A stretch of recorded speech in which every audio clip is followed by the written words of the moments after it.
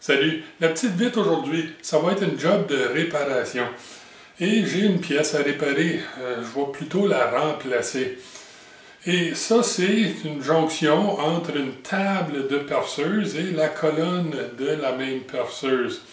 Et à cause d'un problème de conception de cette pièce-ci, ben, j'ai eu une petite fissure de stress là, qui s'est produite à la longue et qui fait en sorte que la pièce n'est plus utilisable, elle ne peut plus être utilisée. Là, je pourrais m'entêter à essayer de réparer cette pièce-ci, mais j'y tiens pas, j'ai pas confiance dans la pièce, elle n'est pas conçue de façon assez robuste à mon goût. Qu'est-ce que je vais faire? Ben, je vais en faire une nouvelle. Et je vais faire ça à partir de ce morceau d'aluminium qui est bien beau maintenant parce que je l'ai tout nettoyé et carré, mais qui est en réalité un vieux morceau de 6061 T6 qui traîne dans le fond d'un tiroir dans mon atelier depuis au moins 30 ans. Donc, c'est ça que je vais utiliser, puis en même temps, je vais pouvoir m'en débarrasser, parce que ce morceau-là, je me demande toujours quoi faire avec. Bon, ben ça, c'est bien. Mais je ne veux pas juste fabriquer un nouveau morceau, je ne veux pas le faire de la même façon, parce qu'il y a quelque chose qui m'énerve avec ce genre de jonction sur presque toutes les perceuses à colonne de ce type-là. Et je vais concevoir une pièce pour remplacer celle-ci qui n'a pas ce même problème-là. Donc, qu'est-ce que je vais faire ici? Bien, je vais produire une nouvelle pièce pour remplacer celle qui est brisée. Mais comme j'ai dit, je ne veux pas faire une réplique. Une des raisons pourquoi cette pièce-ci est fabriquée comme elle est fabriquée, c'est pour sauver du matériel. C'est une pièce coulée, puis on veut utiliser le moins de matériel possible. C'est un des problèmes, une des raisons pourquoi il a craqué d'ailleurs. Moi, je vais remplacer la pièce, puis je vais changer le concept. J'ai pas peur, moi, de perdre de la matière. J'en fais pas 100 000 de ces pièces-là, j'en fais une. Et je le fais à partir d'une pièce d'aluminium récupérée. Fait que c'est pas vraiment un problème pour moi ici. Mais on peut quand même reconnaître sur le concept qu'on voit ici, puis c'est un dessin à 3 vues, projection orthogonale au 3e diède. J'ai ma vue de face, ma vue de gauche et ma vue du dessous. Et si je regarde ici, bien, je peux voir que sur le bout de la pièce, j'ai un bossage où la table vient se joindre à la pièce. Et je vois ici un cercle intermédiaire qui est ce bossage-là. Si je tourne la pièce de côté, je vois le bossage et je le vois sur le bout de la pièce ici. Donc, on peut voir que ça, c'est le bout de la pièce ici. Et si je tourne la pièce, bien, je peux voir que je n'ai pas cette forme rectangulaire-ci qui apparaît. Je ne le vois pas ici non plus.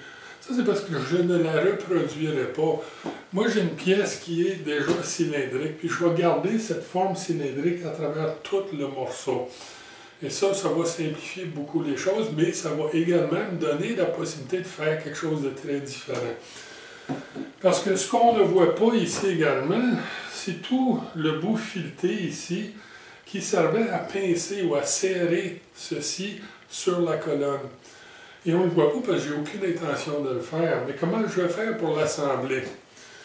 Je n'ai pas inclus sur le dessin ici, mais je vais, une fois avoir complété la pièce cylindrique et produit le trou à travers, je vais venir ici produire 2 trous filetés qui vont accepter des vis, qui vont servir d'agent de compression. Je vais ensuite fendre la pièce en deux au centre du gros trou pour avoir quelque chose qui ressemble à une vis là, pour tenir en compression autour d'un cylindre. Donc la partie arrière va être un demi-cercle, la partie avant va être un demi-cercle également.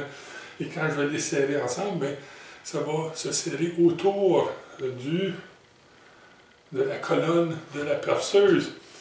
Pourquoi ça? 1, je trouve que c'est plus facile et plus fiable ici de le faire de cette façon-là. Mais 2, c'est pour régler la chose qui me tombe tellement ses nerfs avec ce genre d'installation sur les perceuses à colonne.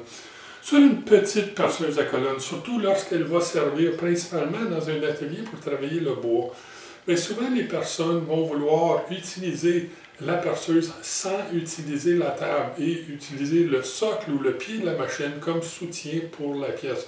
souvent avec un deuxième morceau de bois en dessous pour me donner quelque chose dans lequel je pourrais percer.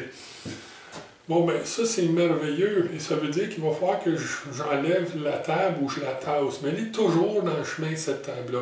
Ça serait beaucoup plus simple si je pouvais facilement enlever la table de la machine. Et ce concept ici va me donner cette possibilité-là. Parce que pour enlever ce lien-ci d'une perceuse à colonne, ben, on n'a pas d'option. La seule façon de le faire, c'est d'enlever la tête au complet de la machine. Et ça, c'est un vrai mal de tête. Fait on va éviter ça. Nouveau concept, plus simple, et je pense que ça va vraiment fonctionner bien. En tout cas, on l'espère. Mais il va falloir fendre ça et tout. On va voir qu'il y a une séquence à suivre ici qui va rendre ça pas mal intéressant, je crois. Première chose, par contre, pour nous, ça va être de produire ce bossage et ce trou fileté dans lequel la table se visse. Mais je n'aurai pas à le produire parce que, par chance et pure chance, je devrais peut-être aller acheter un billet de loterie. La pièce de récupération que j'ai ici, bien, elle a déjà un beau trou percé et fileté 1,5 et c'est exactement le filet que j'ai besoin dans ma pièce ici. Donc, quand on est chanceux, on est chanceux. Bon, bien, avant d'aller autour et produire le bossage sur le bout de la pièce qu'on voit ici, ça serait bon sur ma pièce d'aluminium que je trace quelque chose pour me guider généralement dans la bonne direction. Autrement dit, j'aimerais savoir à peu près, ça va être quoi le diamètre que j'ai à tourner sur la pièce ici, et de pouvoir m'approcher de quelque chose qui a été tracé. Il ne faut pas perdre beaucoup de temps à mesurer. Je vais mesurer une fois que je suis proche de mon diamètre. Et pour ça, bien, on va commencer par tracer une ligne de bord en bord de la surface. Parce que je n'ai pas ici l'option d'utiliser un compas pour venir tracer un cercle. Parce que le centre de la pièce n'est plus là. J'ai déjà, comme j'ai mentionné, un trou percé et taraudé 1,5. Donc ça me sauve du trouble, ça me donne du trouble, ça. Et je ne suis pas à veille de tourner une pièce pour bloquer le trou, pour me permettre de tracer un cercle. Ce n'est pas ici une importante opération. Je ne veux pas perdre mon temps à faire ça. Non, ce que je vais faire, je vais le faire d'une autre façon. Et pour ça, bien, je vais utiliser ma règle de précision de 12 pouces et ma tête à centrer. Et je vais tracer une ligne de bord en bord.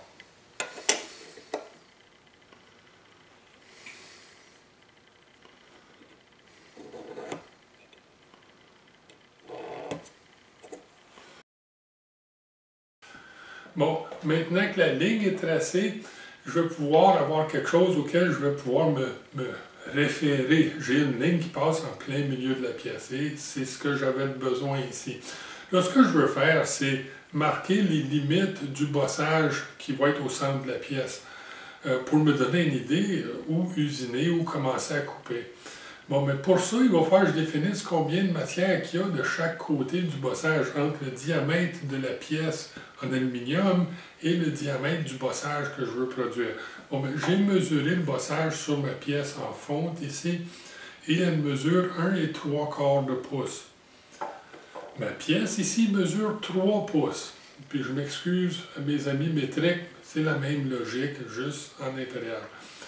Bon, ben, 3 pouces moins 1,3 de pouce, bien, ça laisse 1 pouce et 1 quart pour la surdimension, si on aime mieux. Là, la pièce doit être au centre, le bossage est au milieu, fait que cette surdimension-là, il faut qu'elle soit partagée de part et d'autre du bossage. Donc, 1 pouce et quart total divisé par 2 va me donner 5/8 de pouce par bord.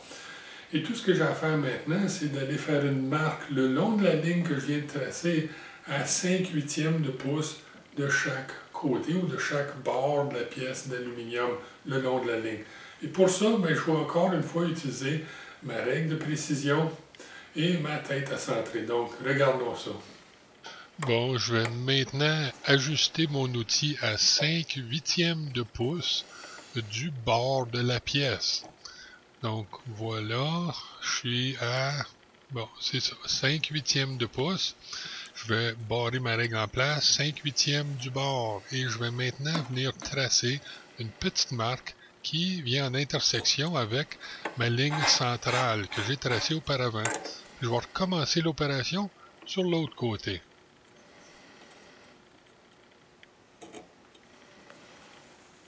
Et maintenant, je vais mettre l'emphase sur les intersections que je viens de tracer à l'aide d'un marqueur à encre permanent. Bon, ça c'est complété, mais vous allez peut-être me dire, Marc, c'est pas un cercle ça, c'est juste 2 points. Bien, c'est un point de plus que ce que vous avez de besoin en réalité. Là, lorsque j'étais apprenti, il y a des années et des années de ça, mon superviseur, foreman, il est venu me voir, puis c'est John Slobodian, son nom, depuis longtemps, qui nous a quittés, lui, puis malheureusement, mais très bon, mais un petit peu rough. Il m'a dit, dans des termes très élogieux, d'arrêter de perdre mon temps, parce que la pièce que j'étais en train de tracer, mais c'était pour un travail sur le tour. Et il m'a dit, fais juste un point, perds pas ton temps à tracer un cercle, parce que tu t'en vas sur le tour, ça va avoir de l'air rond une fois qu'il est mis en rotation. Puis, ben, il avait raison. Comme vous allez voir dans quelques instants, parce que maintenant, on va se diriger vers le tour, installer notre pièce dans un mandrin à 4 mâchoires, le centrer correctement et commencer à tourner le bossage. Bon, ma pièce elle est installée et centrée grossièrement dans mon mandrin à 4 mâchoires et j'ai mon comparateur à cadran installé. Et vous remarquerez qu'il est installé très près des bouts des 4 mâchoires, même si la pièce elle est très longue. Ça, c'est parce qu'ici, on pourrait avoir un problème. Lorsqu'une pièce sort très loin du bout du mandrin, mais il peut être hors axe de 2 façons. S'il est parallèle à l'axe du tour, bien, il va être excentrique un petit peu. Par contre, s'il est hors parallèle, bien, il va être vraiment de travers, OK? Puis je vais avoir un battement axial qu'on appelle ça. Bon, mais ceci étant dit, qu'est-ce que je vais faire pour régler ce problème-là? Je vais centrer la pièce très près des mâchoires. Et ensuite, je vais venir vérifier le centrage sur l'extrémité de la pièce. Et si je suis hors centre, c'est parce que j'ai ce battement-là. Et qu'est-ce que je vais faire pour le régler? Je n'ajusterai pas mes mâchoires. Je vais, pour l'ajuster, taper la pièce pour la ramener au centre sur le bout. Là, ça l'affectera peu le centrage tout près des mâchoires, parce que les mâchoires jouent le rôle d'un point pivot ici. Une fois que j'aurai centré le bout de la pièce en le tapant en position, je vais revenir vérifier le premier bout proche des mâchoires juste pour m'assurer que je suis encore raisonnablement concentrique. Là, je ne passerai pas plus de temps à expliquer le processus, on va le voir, puisque j'ai déjà, ou on a une vidéo sur ce sujet-là, que vous pouvez retrouver sur ma page web thatlazymachinist.com. Et rappelez-vous, on n'a pas besoin de s'abonner ou on n'a pas besoin de payer. Tout ce qui est sur le site web est gratuit. Donc, allez voir ça. Et pour nous autres, on va s'affairer au centrage de notre pièce.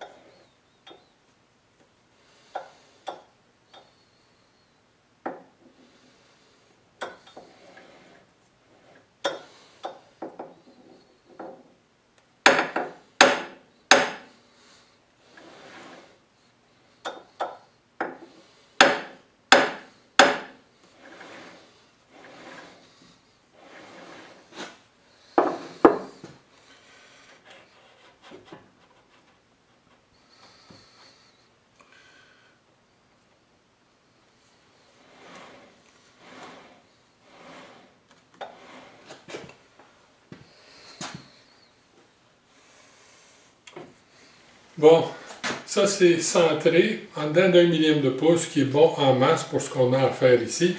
Donc je vais mettre le cadran comparateur de côté et on peut commencer à couper le bossage sur le bout de notre pièce. Je vais couper du diamètre extérieur vers le centre pour le dégrossissage. Et ce que je ne veux pas faire ici, c'est dépasser mon diamètre de 1,75 de pouce. Donc je vais commencer par produire une marque sur le bout de la pièce et ensuite on pourra commencer à tourner. J'ai commencé par positionner le bout de l'outil juste à l'extérieur de la marque du point que j'ai placé sur le bout de ma pièce. Et ça va me garantir que ce bossage que je vais produire ne sera pas trop petit. Je vais éviter de sous-dimensionner la pièce de cette façon-là. Par contre, j'ai fait un deuxième point et la raison d'être de celle-là, c'est que peut-être que je vais avoir le bon diamètre, je ne sais pas, mais une chose est certaine, c'est que je ne sais pas si je suis au centre. Et le deuxième point, en le tournant 180 degrés, me montre que oui, je suis centré sur la pièce. Donc, je peux commencer à couper.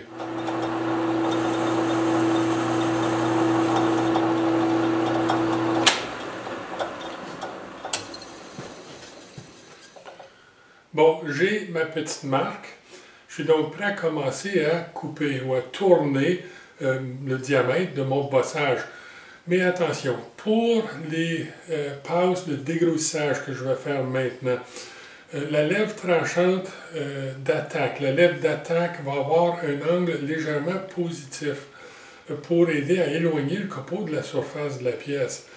Là, peut-être que vous ne savez pas ce que ça veut dire. Bien, on a une vidéo là-dessus et voici le nom de la vidéo qui, encore une fois, se retrouve sur ma page web dans la section Petite Vite. Ça veut dire que je ne pourrais pas, avec une lèvre d'attaque positive, produire un épaulement carré sur mon bossage. Et je veux un épaulement carré. Ça veut dire que je vais dégrossir avec l'outil placé dans cette position-ci. Ensuite, une fois que je suis prêt d'avoir fini la largeur et la profondeur, bien, je vais repositionner mon outil pour avoir un dégagement sur la lèvre d'attaque et sur la lèvre secondaire. Et ensuite, je vais tourner le diamètre de mon bossage final et couper ou surfacer l'épaulement, mais dans cette situation-ci ou dans ce cas-ci, je vais le faire cette fois-ci, je devrais dire, dans le sens inverse. Je vais partir du centre vers l'extérieur pour avoir un meilleur fini. Ça fonctionne bien en autant que je prenne une très petite coupe. Donc, effectuons cette opération-là.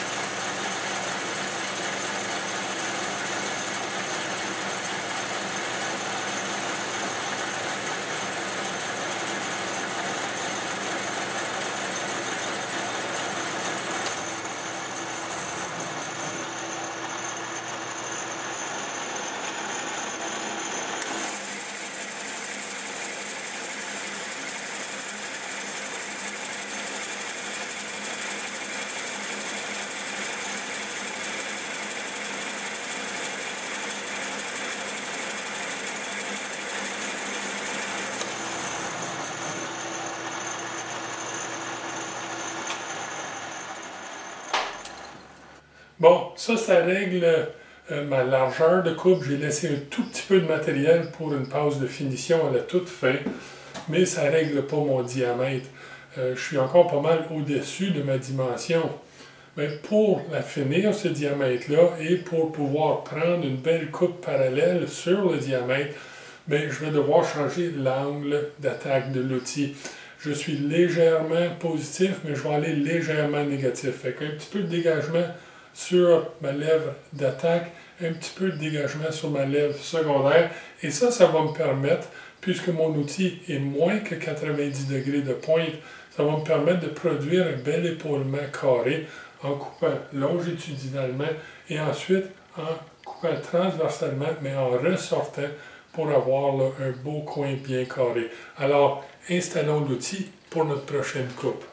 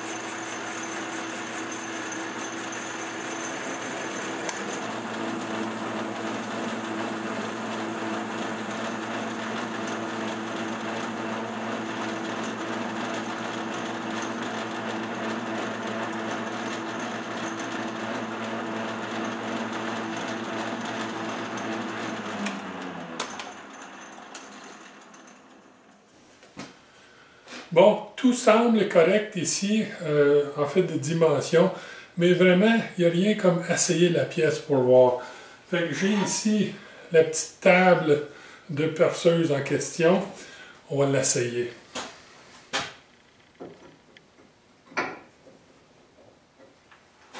Parfait comme ça. Qu'est-ce qu'il nous reste à faire ici autour? Bien, il nous reste à ébarber la pièce et à l'enlever de là pour se préparer pour le fraisage.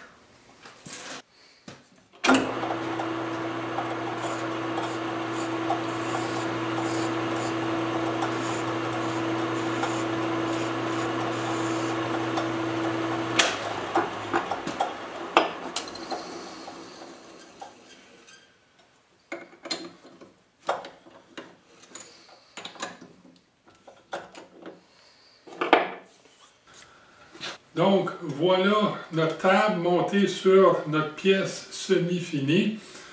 Ça va être à peu près tout pour cette semaine parce que la petite bite commence à être longue pas mal. Fait qu'il va y avoir une partie 2.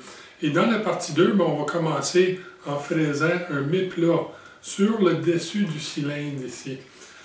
Et ça va être pour deux raisons. Premièrement, le cylindre est un petit peu plus gros que la surface de la table. Elle dépasse un peu ici, et ça, c'est pas bon. C'est de l'interférence qui est indésirable. La deuxième chose, et plus importante encore, c'est que ce méplat-là va me donner une référence en rotation. Parce qu'une fois que je perce le trou dans lequel la colonne va s'insérer, bien, la pièce va devenir tridimensionnelle. X, Y et Z. Et à ce moment-là, ben, il va falloir que je puisse référer ou positionner la pièce en rotation lorsque viendra le temps de produire mes deux trous de vis au bout pour tenir tout ça ensemble lorsque j'aurai fendu la pièce en deux. Donc tout ça, ça va être dans notre partie 2 de cette vidéo portant sur la réparation de la petite perceuse à colonne. Et la partie 2 devrait arriver assez vite parce que mon neveu Benoît, ben, il attend après sa machine. Et oui, c'est le même Benoît qui joue la guitare dans la chanson là, lors du générique final de mes vidéos. Alors Ben, ça s'en vient. Mais d'ici à ce moment-là, amusez-vous, soyez prudents et bon usinage.